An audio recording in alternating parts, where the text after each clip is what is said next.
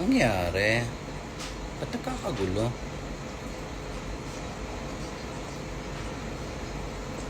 Ito sasabihin ko yung mga followers mo or followers ko nagtatanong about sa ating dalawa kung anong nangyari. Sinasagot ko lang yung totoo. Sinagot ko lang.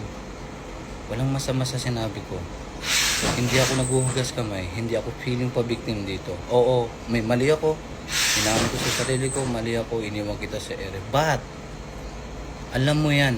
Alam mo yung dahilan bakit kita iniwan sa ere. Masyado kang mahigpit sa akin. Lahat na lang bawal. Pinagsabihan kita, tigil-tigilan mo yan. Bawasan mo yan. Dahil mawawala ako sa'yo bigla. Pag pinagpatuloy mo yan. Diba? Yan yung last thought ko sa'yo. Anong ginawa mo? Pinakinggan mo ba ako? Hindi, diba? Ikaw to puro patama dyan sa TikTok mo eh. Ako nananahimik ako dito eh. Ano ba sinasabi mo nag-chat ako? Yung bang may nakachat ako? Yung taga-Tarlac? Yung nakita mo? Yung ba yung sinasabi mo na nag-chat ako? Nabasa mo naman yun, di ba?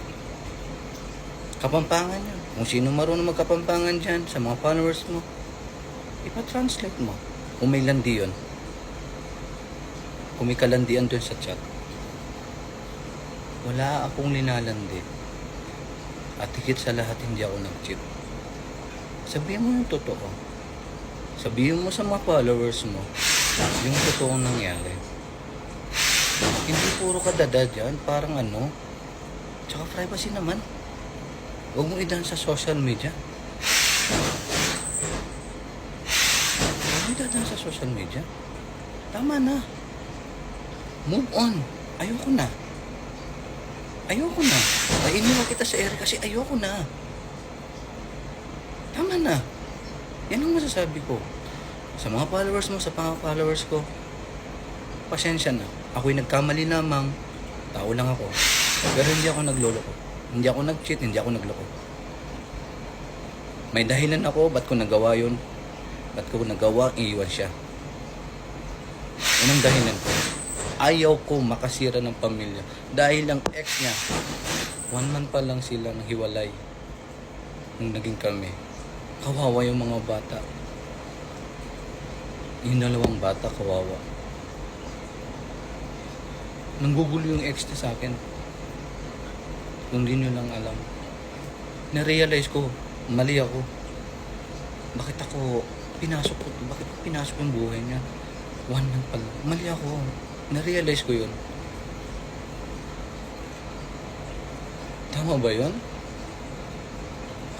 Ako pa yung sinisisi niya. Sige, sisihin niyo ako. Sino ba naman ako, di ba?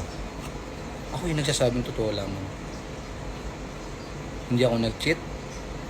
Wala akong linuloko. Ako'y bumitaw lamang sapagkat kailangan bumitaw. Dahil ayoko na nasasakal. At ayoko rin sa lahat makasira ng pamilya. Kaya pang ayusin yun eh. Kaya pang ayusin yun. Dun sa ex niya. 1 month pa lang. Para sa mga bata. Yan lamang po. Salamat. Ayoko na.